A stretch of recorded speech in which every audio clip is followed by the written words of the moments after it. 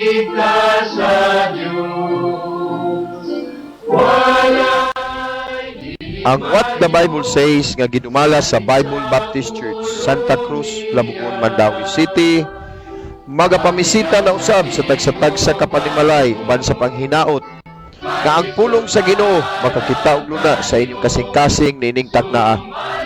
Sulod sa 30 minutos, ako makikauban kaninyo ug magahisgot sa yanong plano sa Dios sa dakong kaluwasan sa atong mga kalag nga hatag sa Dios. Kini si Pastor Rogelio Baladhay.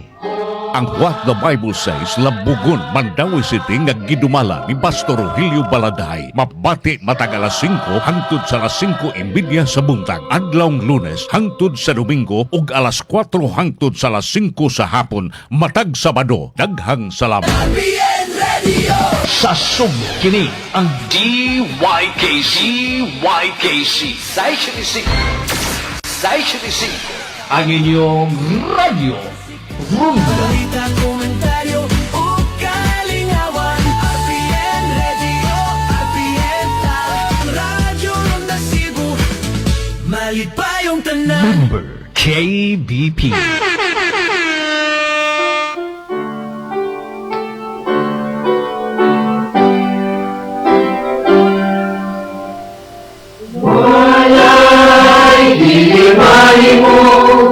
kung salita sa Diyos,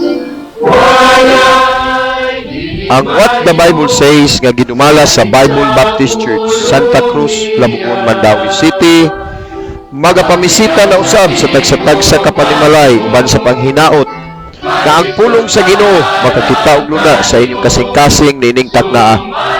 Sulod sa 30 minutos, ako makikauban kaninyo ug magahisgot sa yanong plano sa Dios sa dakong kaluwasan sa atong mga kalag nga hatag sa Dios. Kini si Pastor Rogelio Baladhay. ang tanan makitugyo sa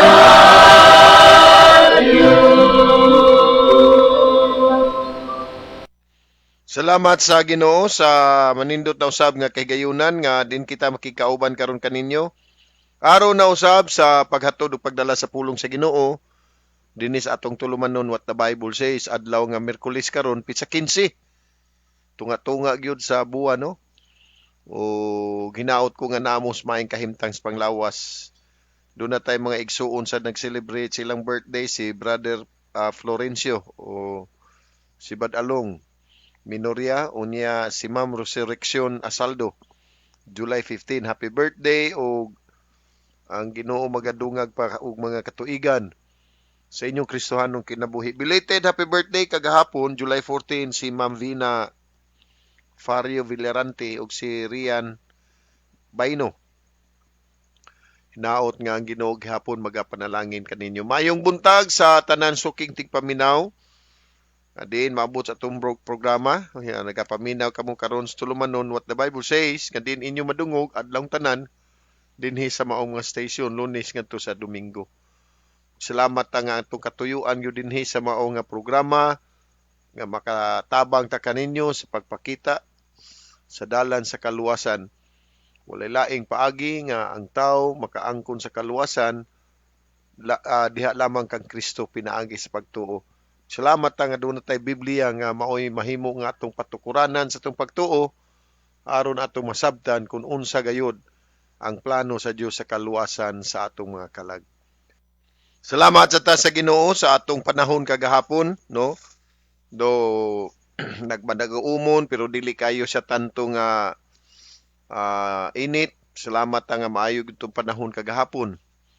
Wala gyud kabundak ang ulan unya. Salamat sad sa Ginoo sa iyang mga kaayo gyud no. Hinautang do na tay nindot nga panahon sa karong adlaw.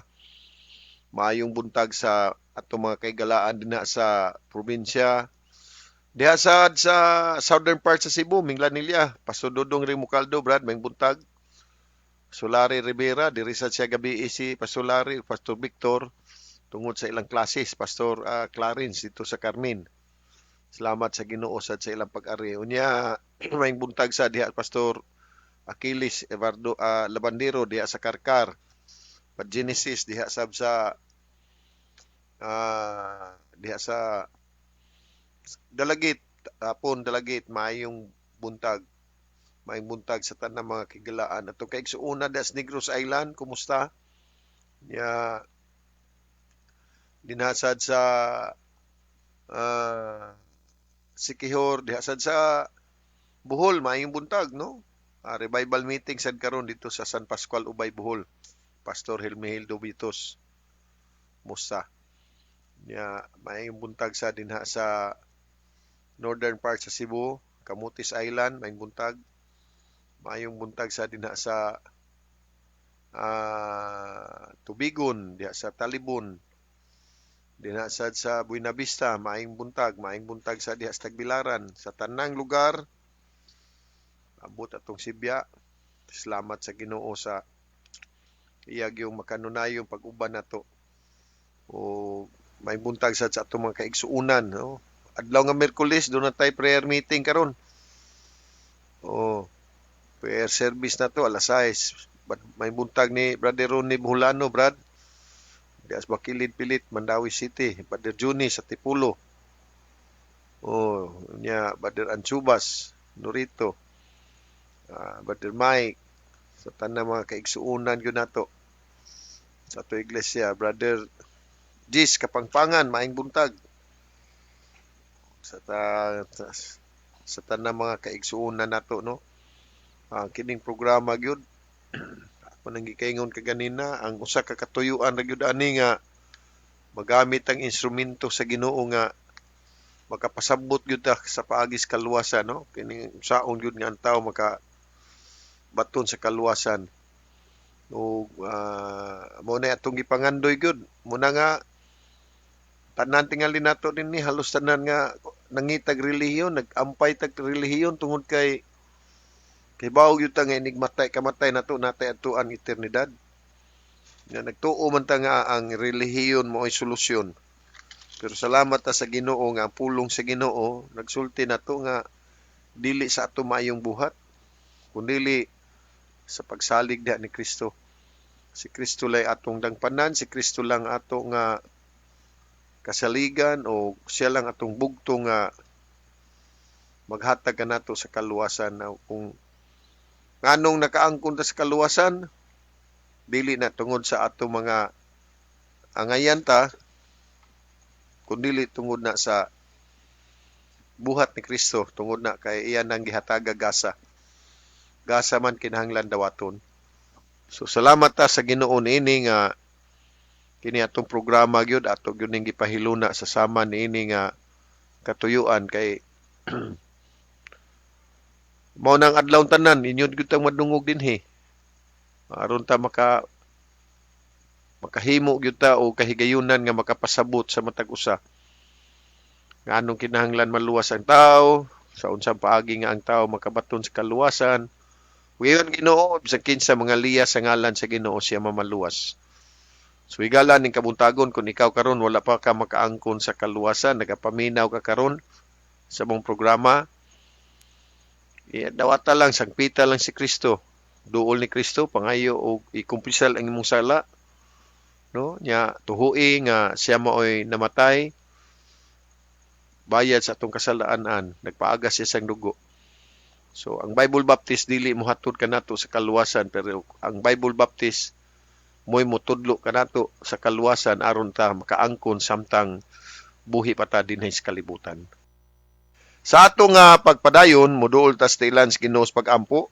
Human sa mga pag-ampo, aniya kitay usa ka linain nga awit. Hinaot ko nga pinagi usab sa mensahe sa alawiton pananginan sa ato mga kasing-kasing nining takna sa kabuntagon. Sa imo presensya mahan nining takna sa kabuntagon, nagapasalamat na usab kami sa manindot nga kahigayunan nga imong gihatag sa matag usa ka namo. Kandin makapadayo na usab kami sa paghatog pagdala sa mong pulong dinhi sa tulumanon. What the Bible says. Salamat Ginoo sa maanindot nga pagpahulay sa kagabion o salamat usab sa kusog kabaskos panglawas. Nga imo na usab nga gihatag kanamo. Salamat ning adlaw karon nga Miyerkules. Salamat Ginoo nga ikaw gihapon nagahatag og kahigayunan nga makaabot kami nining adlaw sa semana. Akong pagampo karon Ginoo nga imong panalanginan karon ang mga pulong amo nga pamalandungan. Ipahimutang kini karon sa kasing-kasing sa nagapaminaw nga unta masabtan nila ang paagi sa kaluwasan. Gamita usab kini mong alagad. Salamat sa iglesia sa Bible Baptist Church Mandawi nga nahimong instrumento o galamiton aron kami makapadayon na usab sa paghatod sa imong pulong. Lord, nining kabuntagon ako nagaampo nga uban ni usab ang among mga adlaw-adlaw nga panginabuhi karon sa tagsa nga safety padulong sa ilang trabahuan o sa ilang buluhaton bisan usab sa mga kahigalaan namo nga naa sa pagpamalit o pagpamaligya. Panalingini sila mahan nga unta makakabot sila sa ilang mga tinguha. Bisan usab ang nanarbaho karon naa sa kadalanan, nanarbaho usab sa nasa opisina, mga estudyante sa pag-eskwela. Ampo ko Ginoo nga himuang nga karong adlaw ikaw gyud ang magagiya ug magauban sa matag sa kanamo. Salamat usab sa iglesia sa Bible Baptist Church Mandawi nga imong instrumento gamit aron sa pagwalis mong pulong. Salamat usab sa mga station. Himo silang kaabag kanamo. Panalangini karon ang adlaw ang mga kigalaan namo nga naa karon sa kaluyahon sa panglawas ihatag kanila ang kalig-on.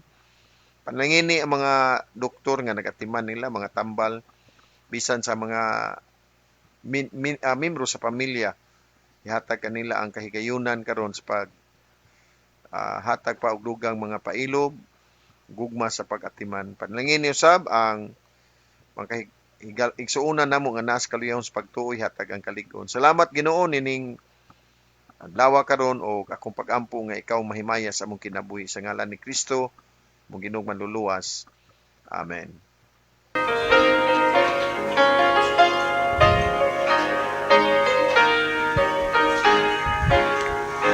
May mahal nga gasaman gikan gayud sa langit, nga gihatag man sa Dios tungod sa iyang dakong gugma, labaw pa sa bulawan ug sa tanang bahandi, iyang gihatag ang iyang bugtunganam. Gugma nga walay pagkabalhin, gugma nga walay paglubad, hataas pa sa kalangitan, halapad pa sa kadagatan. Mahayag sa masabituon gikan sa langit, ngami banwag sa mangit-ngit nga kalibutan sa salagi, antos niya ang tanan nga mga kasakitan, aron pagbayad sa atong mga sala. Mga walay pagkabalhin, gugma nga walay paglubad, hataas pa sa kalangitan, halapad pa sa kadagatan. Daigunta ang manluluwas na si Jesus Kristo, ug isang niyaw taang way katapusan, niyang gugma siya mo balik sa pagkuha sa tanang katawhan, ngamit og misalig kaniya. Gugma nga walay pagkabalhin, gugma nga walay paglubad, hataas pa sa kalangitan, halapad pa sa kadagatan. Gugma nga walay pagkabalhin, gugma nga walay paglubad, hataas pa sa kalangitan, halapad pa sa kadagatan. Sa atong pagpamalandong sa pulong sa Ginoo nga dinhi nato pagakuhaa sa unang Korinto kapitulo 1 17 ug 18, 1 Corinthians chapter 1 17 and 18. Ang pulong sa Ginoo nagaingon kay si Kristo mipadala kanako dili sa pagbautismo apan sa pagwali sa maayong balita, dili pinaagi sa kaalam sa mga pulong basin ang krus ni Kristo gayud mahimo nga walay pulos. Kay ang pagwali sa krus alang kanila nga nangalaglag binuang apan nganhi kanato nga nangaluwas kini mao ang gahom sa Dios. Ang Ginoo maga panalangin sa mga pulong atong gibasa. Si Apostol Pablo naghisgot dinhi mahitungod sa alang kanato nga mga luwas o nganhi kanato nga mga luwas. Sa ato pa kini nga bersikulo nagapamatuod nga ang kaluwasan di ay karon nga mintras buhi pa ta kay doon na may mga nagawali karon nga unya ra ta masayod nga kita maluwas kung patay na ta. Unya na ta mahibaw nga tuwa na ta sa langit. Panlitan unya na ta kaybaw nga tuwa na ta sa impierno unsa pa may paagi nga makaikyas ta. Wala na gayud. Sumaw na nga ang kaluwasan di ay karon mintas buhi pa ta niadtong niagi mga adlaw nagawali ko sa primero ikaduhang Korinto 6:2 nga nagahisgot usab nga karon mao ang adlaw sa kaluwasan. Now, daghan sa mga tao karon nga tuo nga dili pa gyud ta maluwas o magkapangutana sila unsa may mga ilhanan sa tao nga nakaangko na sa kaluwasan. Now din na sa libro sa Mateo kapitulo 7 ato mabasa din na nga pinaagi sa bunga mailhan nato sila, no? Pinaagi sa mga resulta. Now doon na kini mao kini karon ato paghahatagan sa pagtagad mga ilhanan nga kunang sa katawo nakaangko na ba sa kaluwasan o ang hinaot ko nga ikaw karon nga nagasunod aning programa ha, imo gayud nga makita ang imong kaugalingon nga luwas na ba ka. Kung dili pagali ka luwas, siguro nga imong yung madawat ang pamaagi sa kaluwasan. Nabalik ko nako ang paagi sa kaluwasan dili pinaagi sa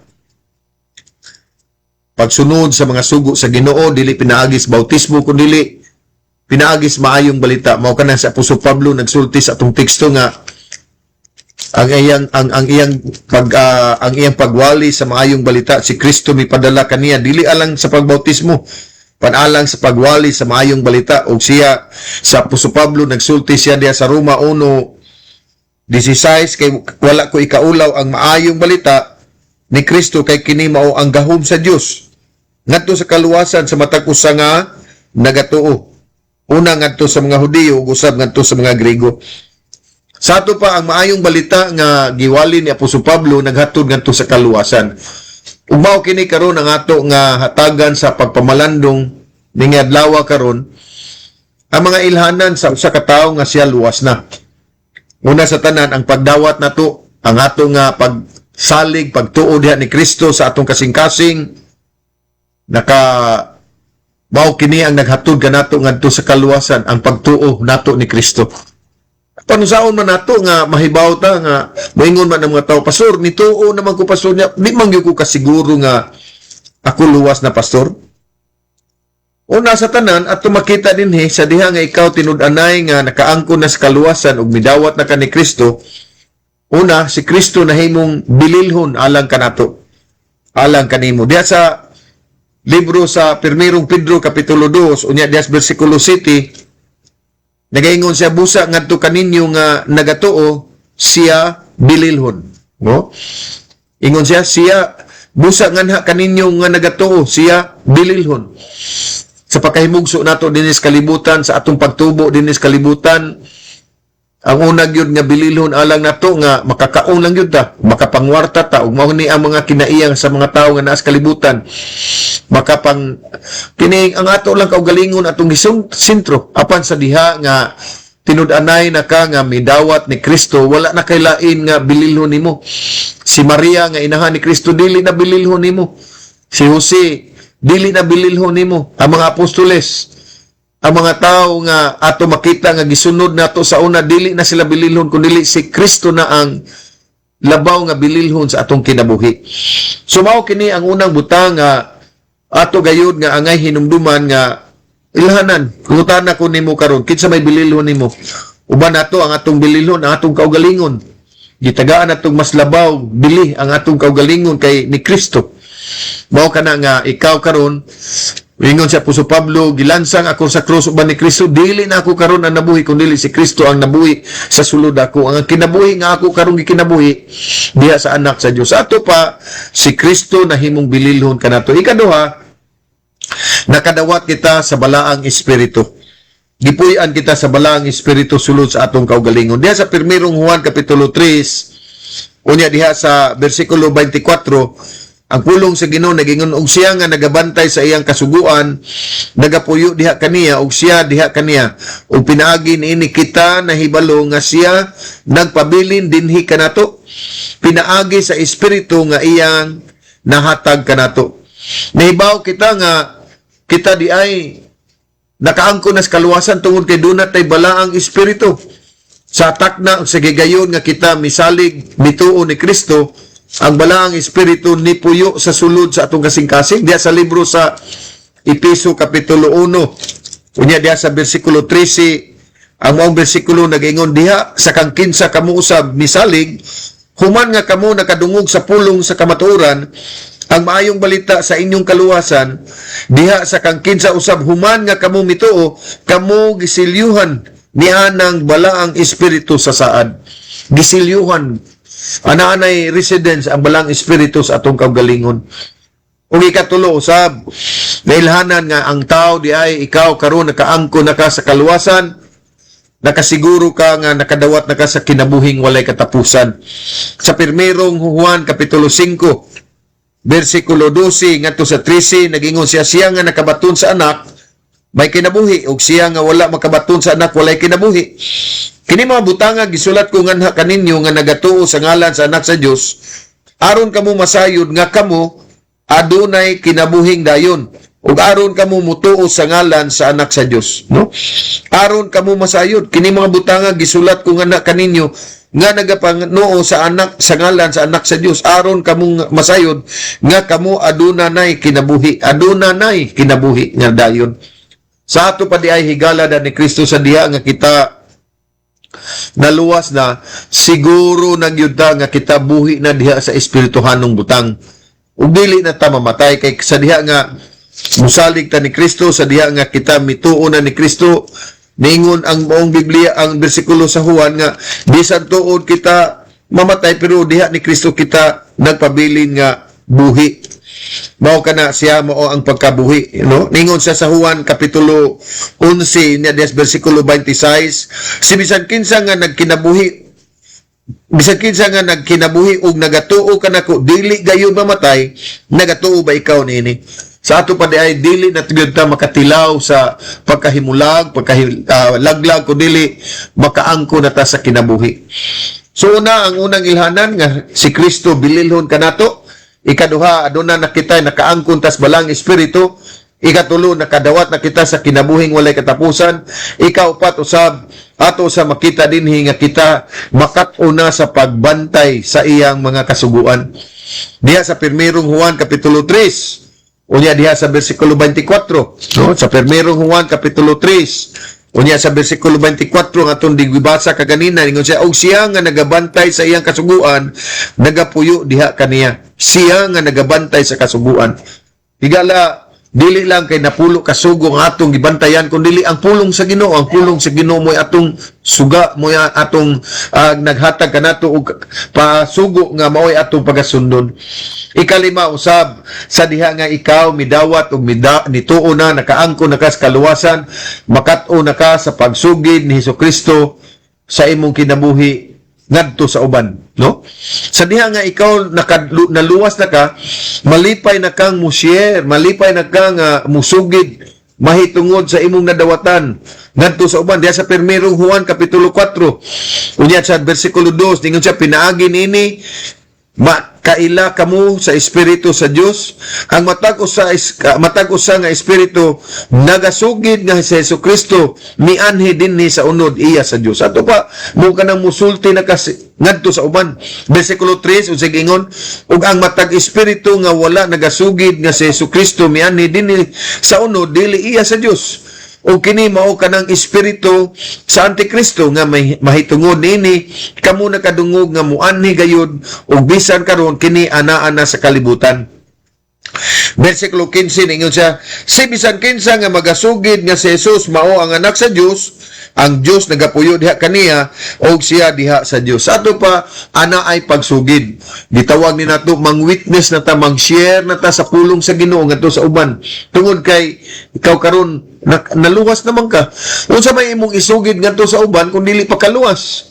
Kutob lang ka sa mga bana-bana, kutob lang ka sa mga kining pag hinaot, apan wa kay ikasugid nga ikaw di ay napasaylo na, wa kay ikasugid nga ikaw karon nahimo ng anak sa Dios, wa kay ikasugid nga ikaw karon nakadawat na ka sa saad sa Dios nga maong kinabuhing walay katapusan, dili wala kay ikasugid mahitungod kung unsay gibuhat ni Kristo sa imong kinabuhi.